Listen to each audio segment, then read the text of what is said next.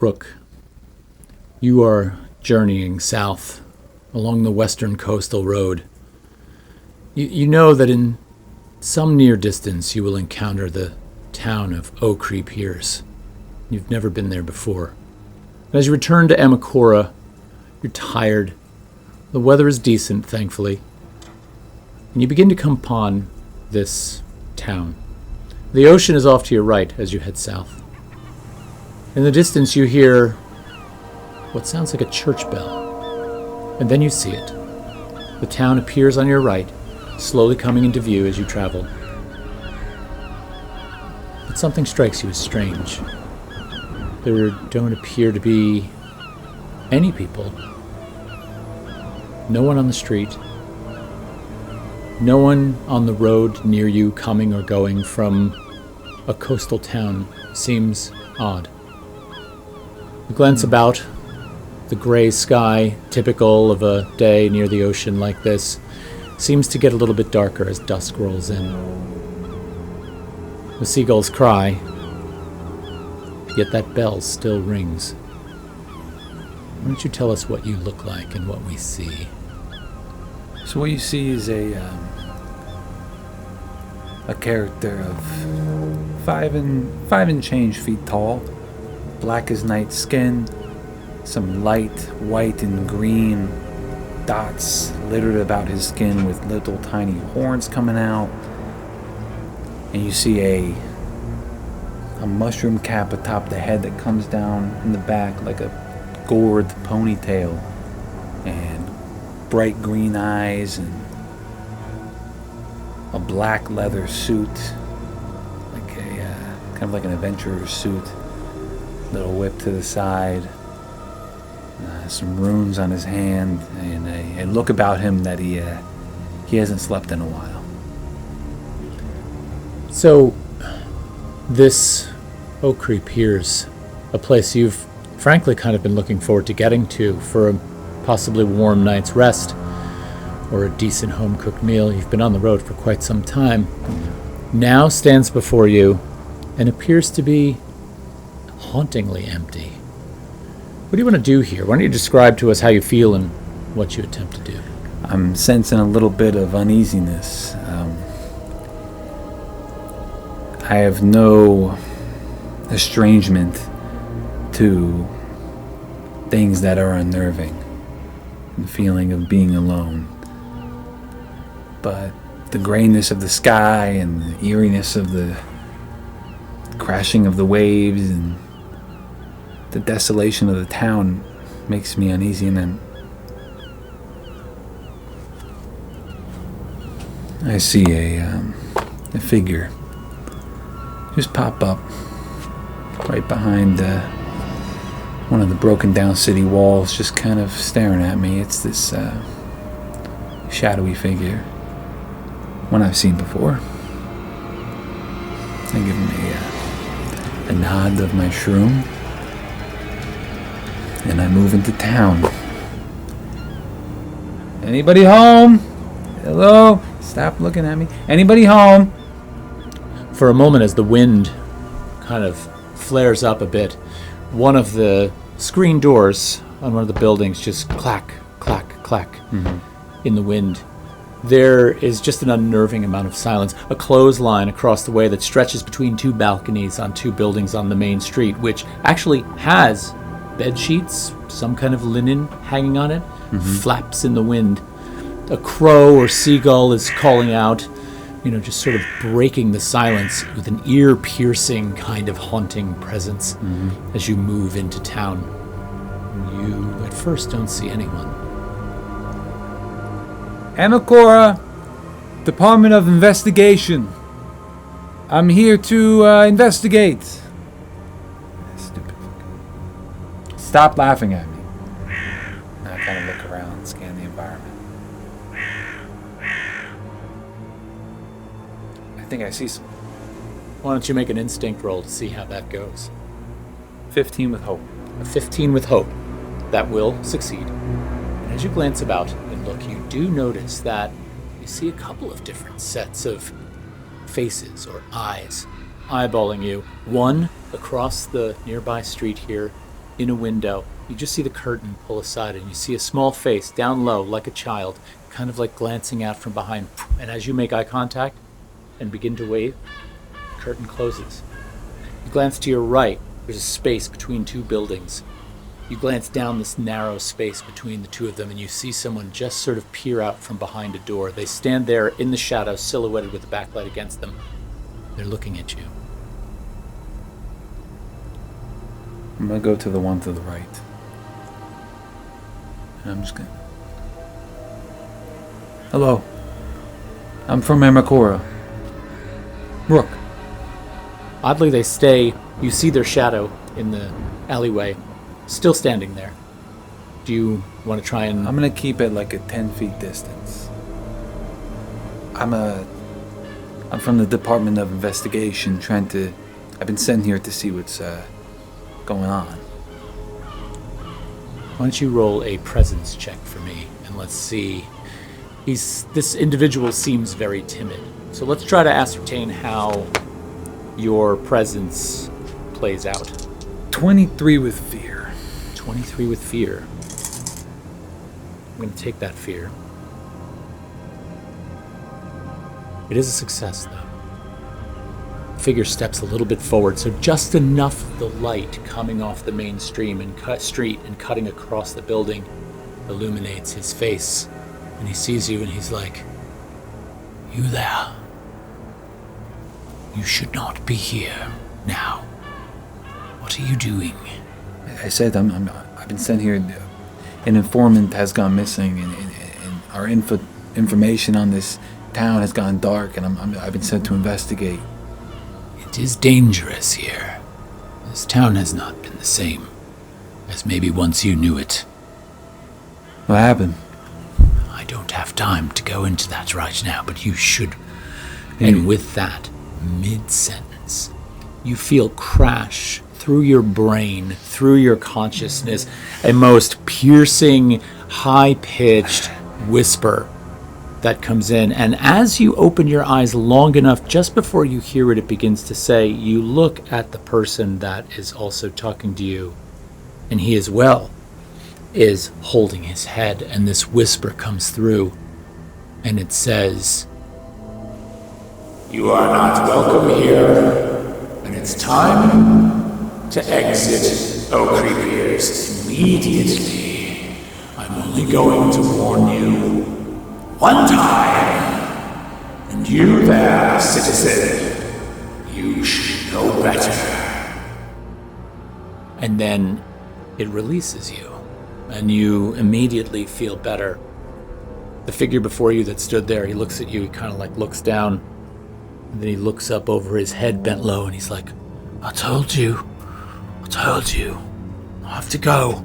You heard it too. He scurries back. He nods his head as he's scurrying back down the alley, opens a door to his left, and boom, shuts the door. Gone. I'm actually standing there smiling. I say to myself, usually only I can hear the voices. That was nice. I'm gonna let him go and try to see if I can navigate the source of whatever just spoke to me. See if I can, maybe I'll go next door to where that little one was looking at me. Sure. And as you glance about the town landscape, you notice that the main street sort of is straight for the most part, and then seems to almost roll away down the hill where the coast is. And then as you look out to where that road sort of seamlessly meets the ocean, you notice that off to the right just a little bit, there's a jagged rock outcropping on which sits a huge lighthouse. Everything sort of almost seems to be in the presence of that lighthouse below. So you've got some salt-weathered buildings that are wind-battered. Some have, obvious need of repair. The color of all of these buildings is either like a weathered white or a dark gray that seems to have a salt stain. It's bleak. There's a bleakness to this town. The road is a patchwork of what appears to be cobbles and sandy-filled holes. So you move down this street. Is the lighthouse operational? There is no light coming from the lantern on top of the lighthouse at this time, but it is just becoming dusk, so it probably wouldn't be on if it was functioning anyway. Okay. I'll make my way down the street. Okay. So you probably go another 30 or 40 yards, now really alert and looking at, the various windows and places. And occasionally you see that face. I'm going to stop for a second. I'm going to kind of put my jacket. And inside the jacket seems to be shadow, but the shadow is almost like too dark. Darker than it should be. It's almost a void. I kind of speak to it. Say, hey, do the thing. I need the eye. I need the eye now. Thank you. And I kind of reach in and I pull out this black orb with like a white slit in the middle. And I kind of push it towards one of the neighboring houses that I just saw peek out. And I'm going to use the floating eye spell to spend a hope to create a single small floating orb that I can move anywhere within very far range, and I can look through it. So I'm going to go through the wall and look into the house to see the state of things. All right. So this orb leaves your hand, travels 20 to 30 feet across the street, and then passes through the wall. Is that correct? It's able to pass through solid surface? It passes through the wall, and it's immediately almost ensconced in darkness.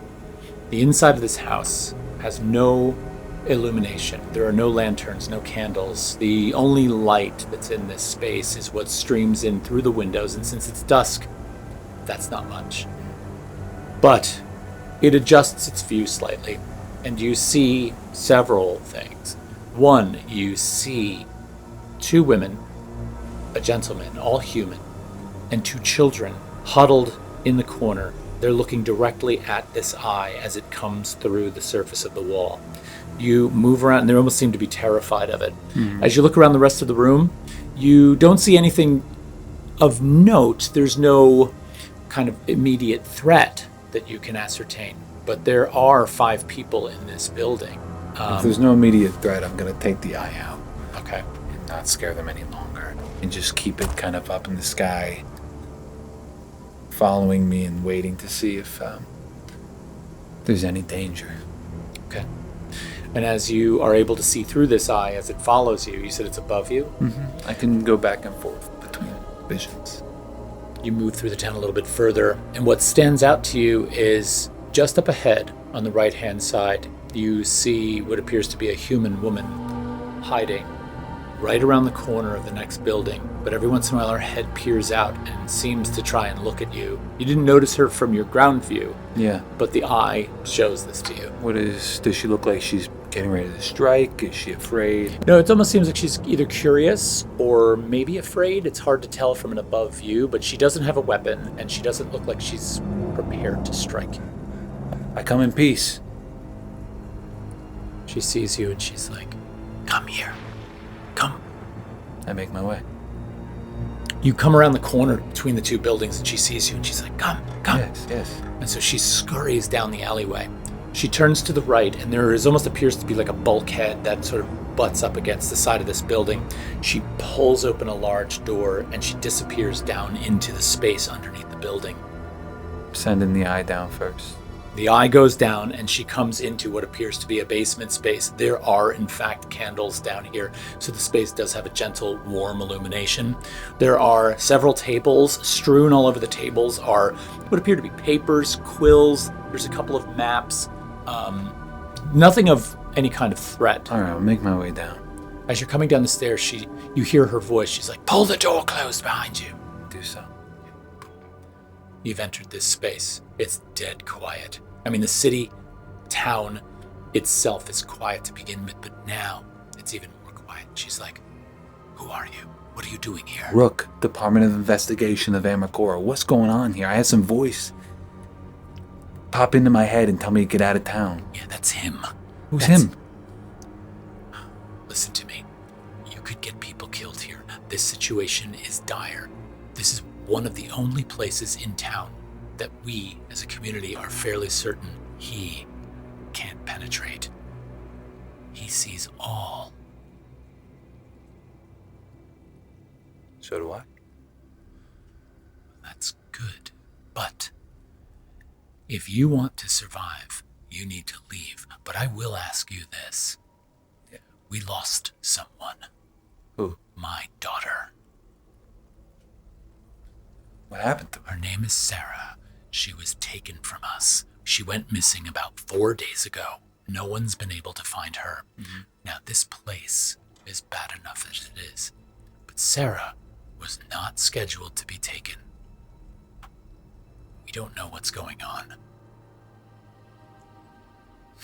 Okay. Scheduled to be taken. That almost went over my head. What do you mean by that?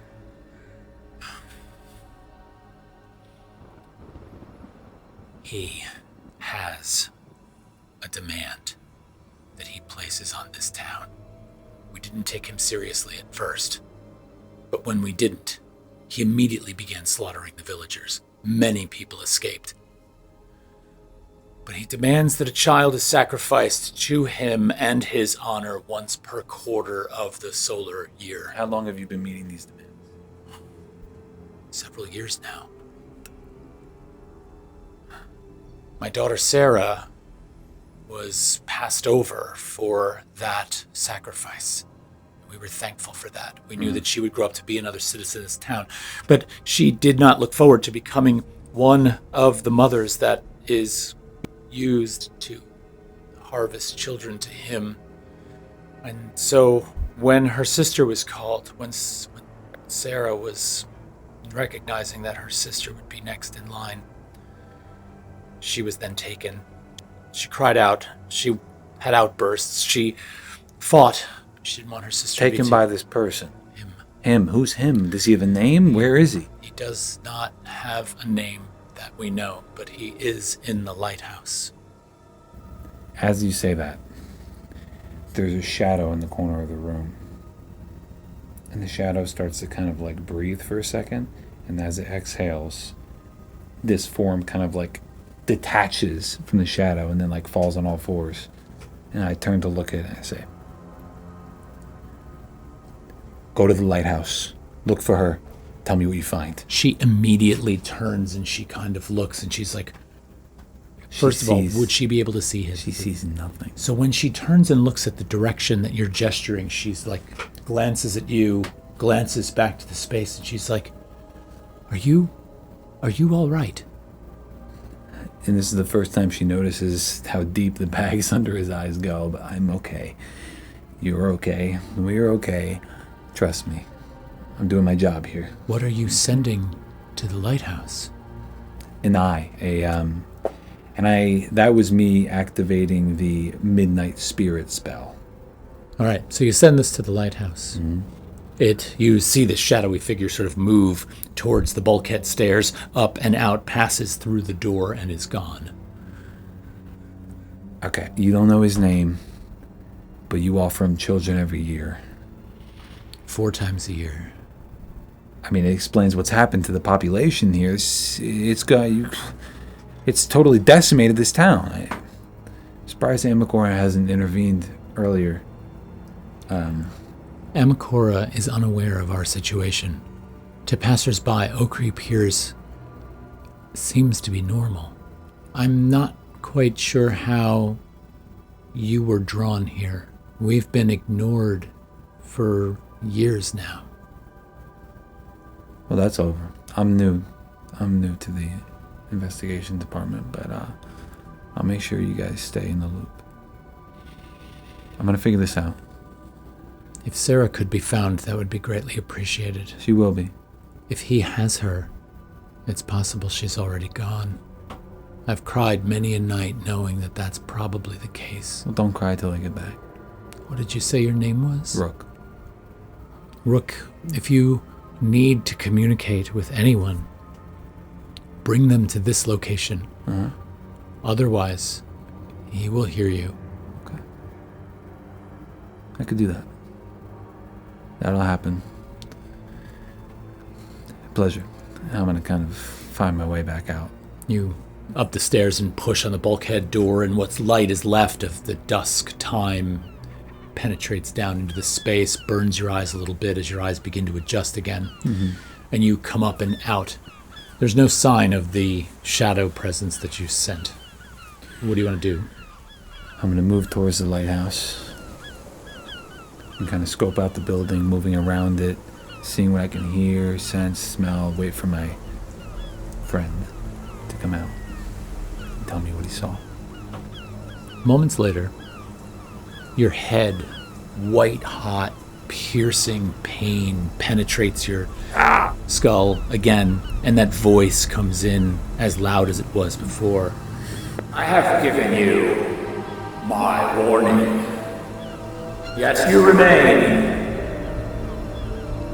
You will face the consequences. What's your name? It is not for your concern. And it pulls out of your head again. I'm going to take the eye that's in the sky, because I'm still waiting on my shadow to return. I haven't seen him. I take the eye and shove it right into the lighthouse and see what I see. Okay. As you do that, all of a sudden, you're simultaneously doing that, and no sooner does this thing pull out from your brain and you begin to shove the eye upward towards the lighthouse, does dusk almost immediately turn to dark, unnaturally, as if the sun falls from the sky. Boom. And with that, all of the lanterns, all of the street torchlights on the street illuminate. And so the town now casts this eerie red warm glow, where normally that transition would have taken more than an hour to take place. Instantaneous.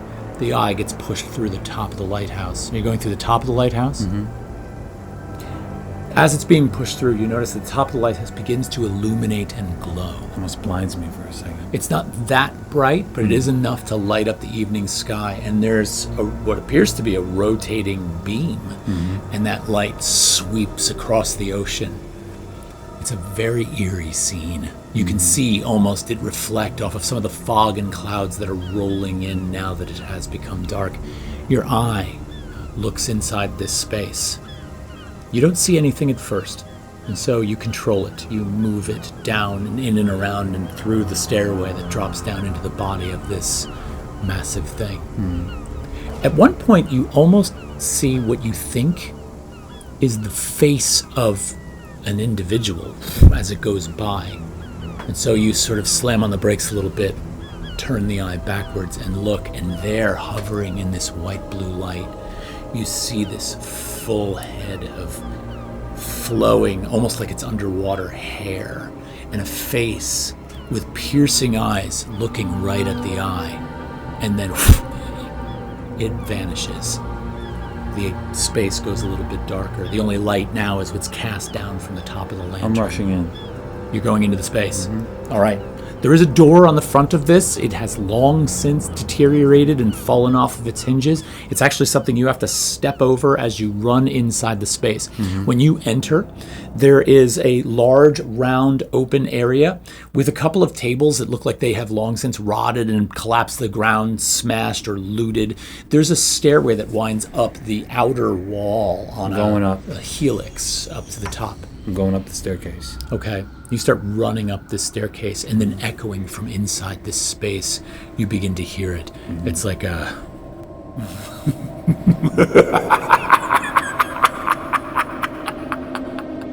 Rook, I'm glad you're here.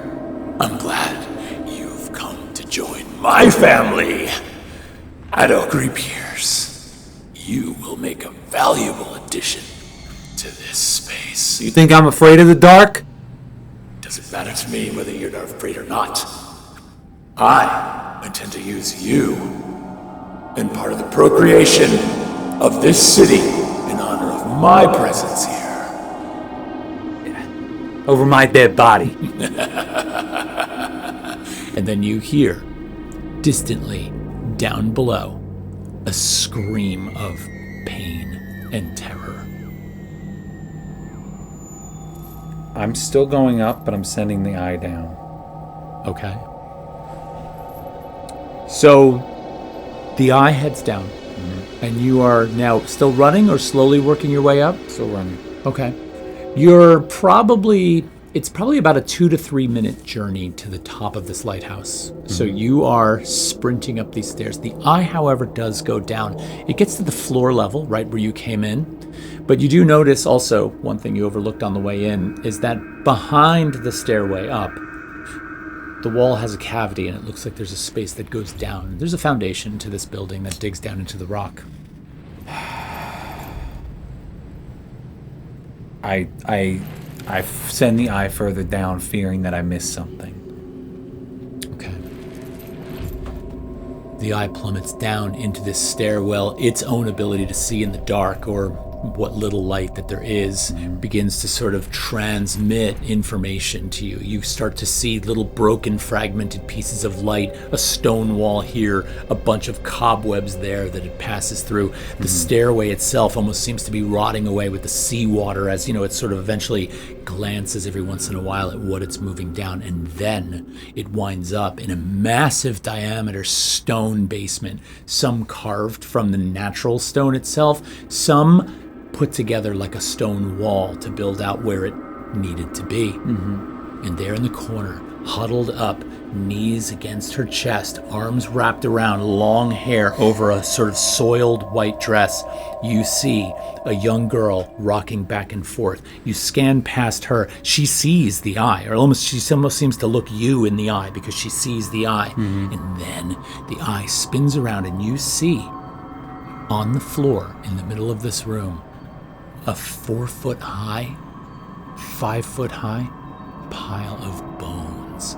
Small skulls, small framed bones in a massive pile. As soon as I see that, I get to the top. What do I see at the top? So as you get up top to where the lantern is, you see this massive sort of rotational gear that's holding a pretty complicated housing. And in that housing, there's a bowl. The bowl is holding what appears to be a huge cluster of Andira beads, which reflect off of a massive mirror and throw its light out into the ocean. It's so bright that when it rotates around to you, you have to kind of like duck, close your eyes. There it is. But every once in a while, as your vision clears, you see seated across from you in a large chair, this spectral figure sitting there, blue and white light as he kind of like looks at you. And he sees you every once in a while. As the thing rotates away, he kind of ducks around and looks at you, but he's sitting there. What do you want? The same thing I've always wanted. The tribute of honor that I deserve. You coward. You've earned nothing, and you take these children as tribute so you can feel good or feed? These children deserve it. With that being said, I'm going to go over to him and attempt to grab him. Okay. As you go to grab him, your hands right through him. He is a spectral being. So in an attempt to sort of grab him, you don't find any kind of connection with any solid tissue. Where are you?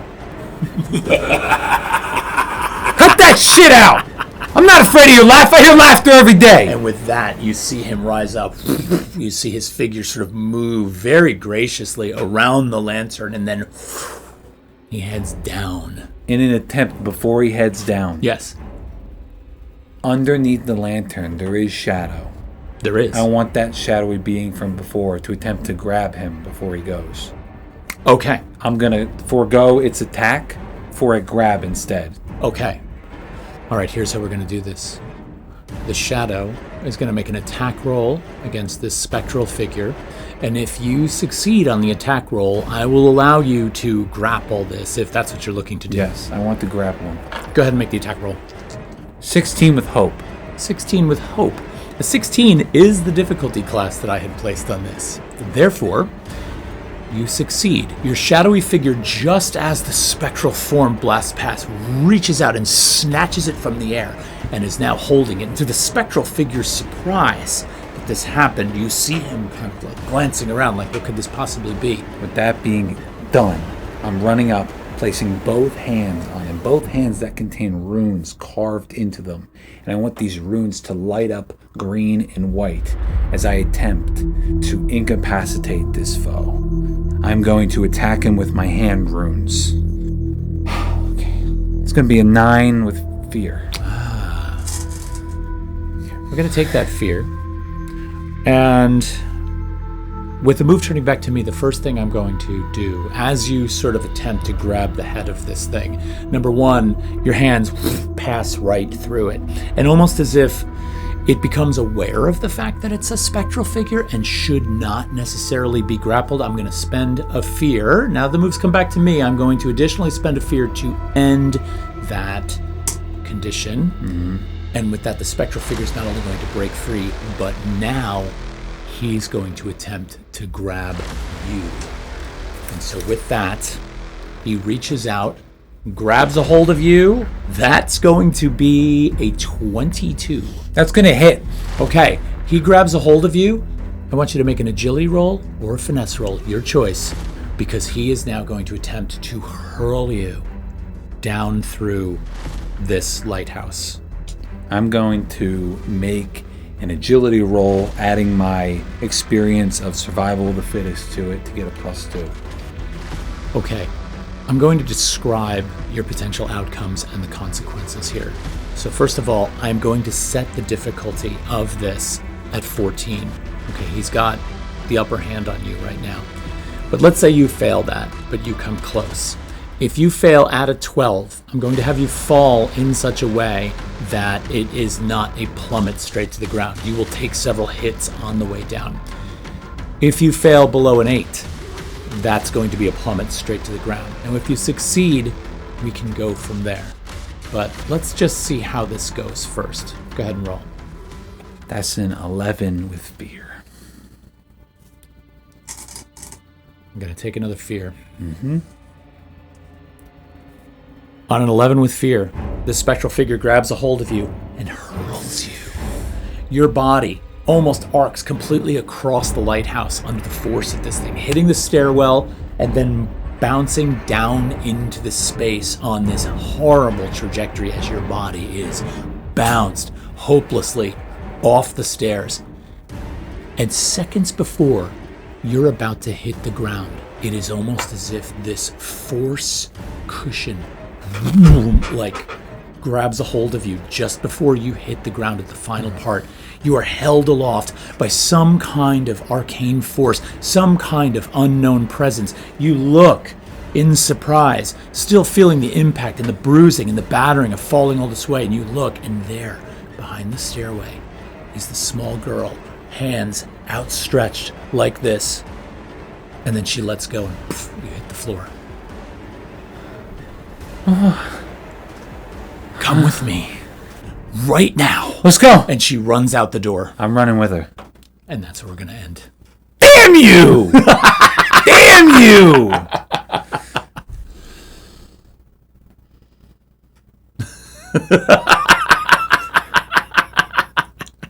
All right, everybody. That's it for today. We are starting this new thing we're calling Daggerheart Slims. They are small, self-contained, 30-minute Daggerheart-based vignettes. I love them. Yeah, they're not all connected. We can play different characters whenever we want, anywhere in our homebrew world of Vesper, and I love them. Yeah, so last week's, you saw that one. Rich played a different character than he played this week. We're going to continue that. Eventually, maybe turning this into a series of some sort. Yeah, we'll see what happens. You guys seem to really enjoy the first Daggerheart Slim, so here's to many more. Yeah, we're looking forward to it. Follow for more. We'll see you soon. Take care.